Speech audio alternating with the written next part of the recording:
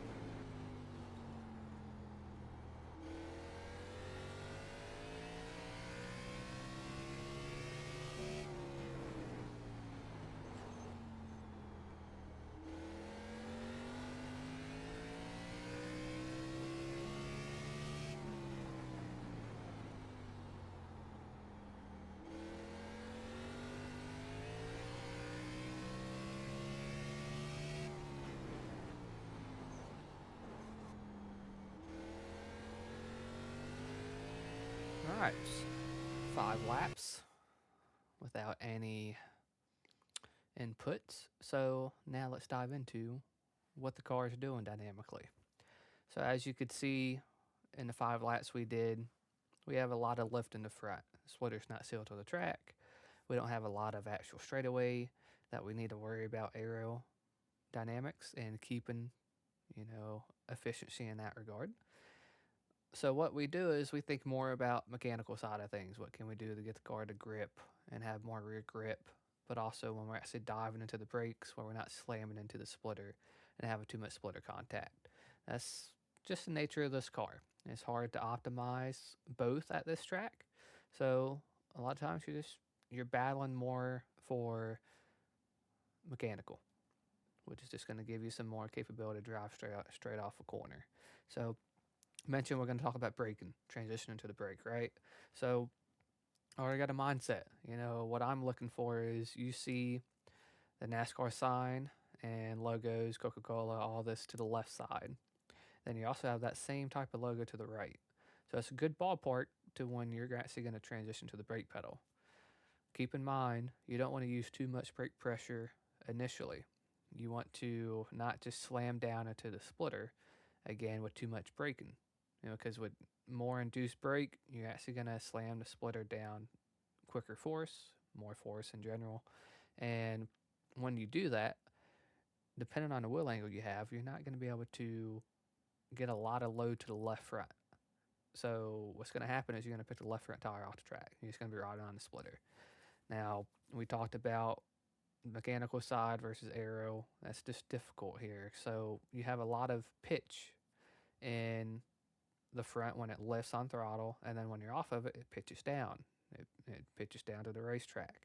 And what that also does is the rear of the car lifts because you're actually lifting the rear, the shocks are extending, everything like that. As soft as springs we have, that's what's happening.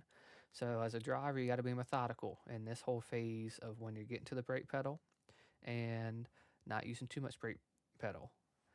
Now, I'm going to let this roll to this zone that I was talking about, and we'll dissect this even more. You can see I'm starting to turn away from the wall just a hair. I'm just setting up. What I'm doing here is I'm setting up before I get to the end of this black painted logo with NASCAR logo on the wall. I'm turning away from it just a little bit, right? But you can see the wheel looks straight.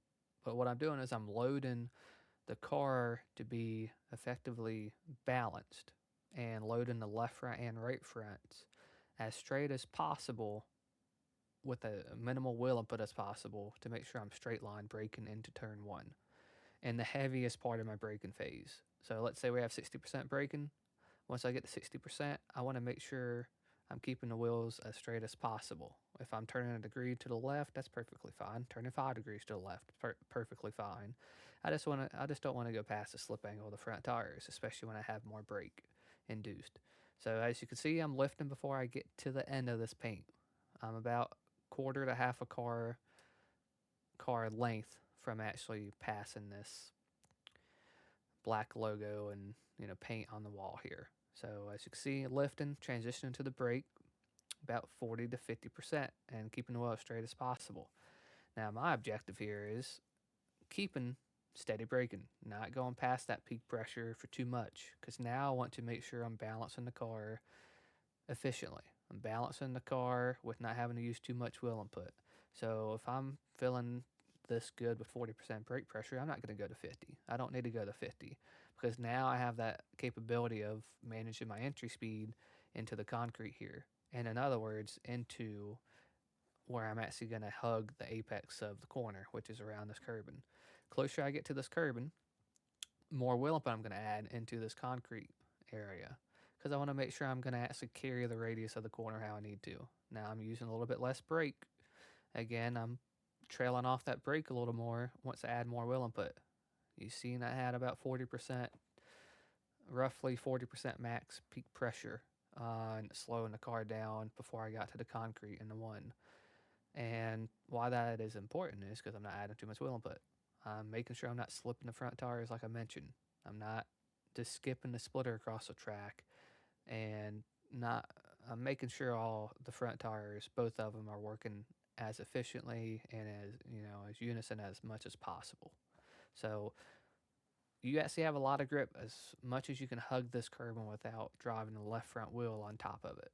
So closer I get to the center portion of 1 to 2, the more I'm going to get off this brake. And I'm going to have a little bit of a rolling zone, some corners that we'll look at here in a little bit, but this time in 1 and 2, I have more of a trail braking effect. That's just a characteristic I have. So limited brake pressure, basically all the way into the center of the corner, into the Martinsville logo on the wall that you see in the middle 1 and 2. And partial throttle I'm going to actually return to make sure I'm not using too much throttle with all this wheel input. I don't want to break the car free. I have a lot of wheel input, and this is the nature of Martinsville. So much wheel input, once you get to this throttle stage, you can create a lot of momentum at this section. But you can also cost yourself the line that you need to run to open the wheel up consistently. The lower you can exit, the better off you'll be able to open that wheel, because you can just load the rear tires as straight as possible, and you can load and keep a heavier foot into it the closer you get to the full exit of the corner. So let this wind through. See, I'm not full throttle, I'm partial throttle, and now I'm going to start opening this wheel up because I actually want to actually wrap the exit how I want. I can't keep more wheel input or I'm going to actually drive on top of the curbing. And I'm actually going to open it up. I got as much power as I can, and I'm just going to keep the radius. Now this section off of 2, very important. It will flatten out, and as much throttle that you have, you want to make sure you got the car pointed and loaded to where the rear is driving, the left rear and right rear is loaded correctly. Like you're just keeping a little bit of tension on the wheel to make sure you can drive and still steer away from the wall. So this O'Reilly sign that you see here, a really good marker to make sure you're not getting to that O'Reilly sign before it ends. Like, I want to make sure I'm actually touching the right side, really the right rear quarter panel, almost right on this red paint. That's my marker I use for exit. That's what I know I'm not going to actually get closest to it too early, and I'll rewind it. I don't want to exit where my right sides are touching this. Like, I want to make sure my angle and trajectories all the way into the weight zone past the O'Reilly red paint on the wall. That way I know I can drive straight off, open the wheel, and that's just my trajectory. Now, turn 3, same qualities that we explained for turn 1 in our braking. But here, you're going to be carrying more entry speed into more bumps. And what that does is now you as a driver, you're going to feel light under braking because you really want to carry your entry speed and find the point you need to wrap, obviously, the curbing. So rewind this here. Again, NASCAR logo, black paint on the wall. I'm going to start turning away, really, and load the fronts once I actually get parallel with that logo and paint. So I'm loading some wheel input, getting to my brake pressure, about 50% almost here. This one, you're going to have a more aggressive wheel to actually hug the curbing, but you may also have to open that wheel up a little bit instead of being, for instance, 40 degrees to the left. The closer you work towards the center, you may want to open it back up to just be 30 or 20 degrees to the left. And then before you get to the throttle, you will also want to be maybe adding a little bit more wheel radius back to 40 degrees to hug the curbing and help you for a straighter drive off the corner. So something to think on. Turn 3, more bumps, going to go through them here. I'm adding a lot more wheel input here because I want to keep the angle. And it's just very important to know because this curbing will actually start widening out a little bit to where it'll catch you off guard because you might actually drive on top of it because you're trying to keep the same steering angle and you got the car cutting. So now it's really precise on you managing your rolling speed or managing your trail braking phase to make sure you're not slowing it down too much. And much like we did in 1 and 2, your Martinsville logo in the middle 1 and 2, now it's in 3 and 4 as well. You want to make sure you're keeping the car pointed. Make sure you're not overdriving this point. You're not pushing it tight into this section because now you're back on the throttle. Very important quality. You want to drive and keep momentum all the way into center to the 5/8 of a track like this so you can keep the front turning. And then once you're transitioning to opening the wheel up, you have all that capability to get the full throttle. So you can see I'm going to keep my angle here, much like turn 2. I'm keeping it partial throttle, not 100% throttle with all the wheel shaping I have because I don't want to hit the curbing either. I don't want to push tight like I would, on exit of 2 and exit wider than I want. So open the wheel up, open it as much as I can, and then heavy into the throttle to make sure I'm actually really pointing towards the Geico restart zone. I'll rewind this, let it play full speed here.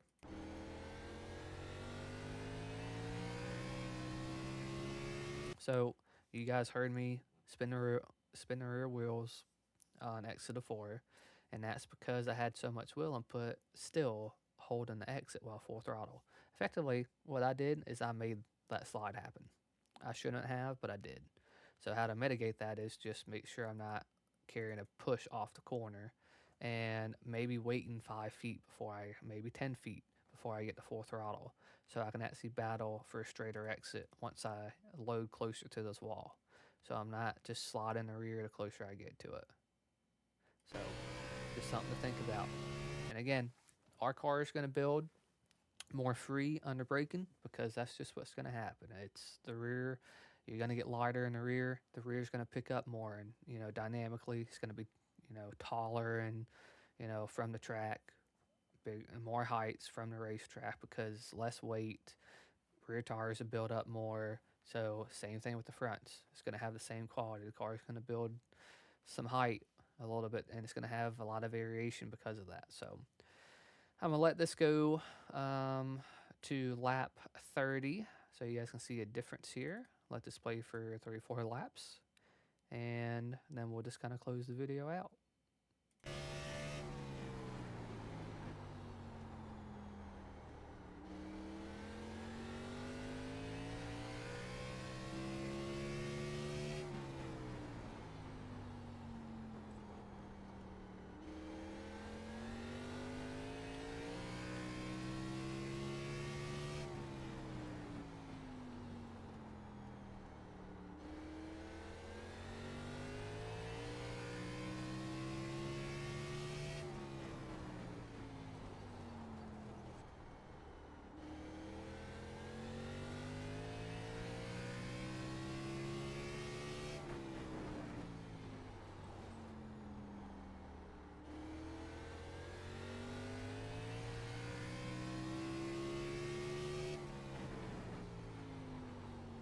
So in this stage of the run, very important to make sure you got your entry speed good. You're not on the braking too aggressive while you're actually hugging the curbing initially.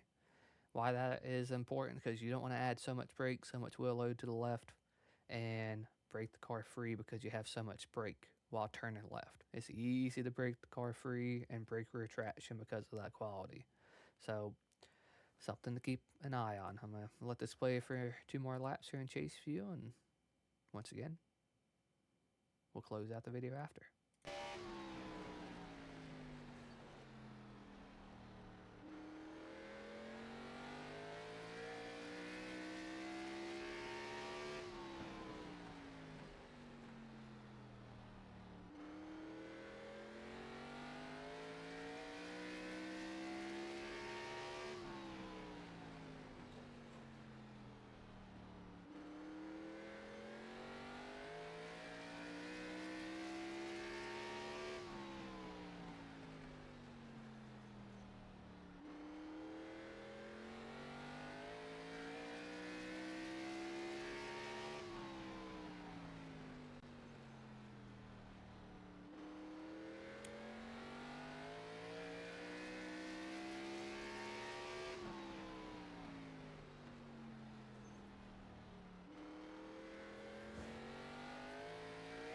Alright, I'm going to sit here, kind of give some final thoughts on this. What you guys seeing in Chase perspective, you could see some qualities where I was actually diving in the corner a little bit. You might think, well, I'm not diving as much as you would at like a Dover, right? Like, no, we're definitely not moving off the bottom that much, but I may enter a tire width higher on entry, meaning I'm just putting the distance of that, the width of that tire. I'm just entering my corner entries a little bit higher for turn 3 or turn 1. And when I'm doing that, I'm making sure my entry speed's not too much so I don't break the car free on, rear traction. And making sure I'm under control. And in that avenue, sometimes I might be diamonding it a little bit to where it's about 2 tire widths into the center, and then I'm actually cutting back down to that curb and for a straighter exit. Whatever helps me through the center, keep efficient, keep the car a little bit more balanced. That's what I'm looking to do. And where I'm just not trying to have 20 different handling characteristics, because this car, like I mentioned, has a lot of different transitions. A lot of it is just because it's very hard to control the rear height in this car at a track like this, and you need some mechanical side of it. So that is why we focus towards what I'm looking, for this, for my driving style, obviously, but to help you guys with what you're looking for as well here. So with that said, it's going to do it for us this week, week 2, again at Martinsville Speedway. Got any questions, please reach out, tag me in Discord, send me a private message. I'll do my best to get back with you, and appreciate you guys being with TCSP.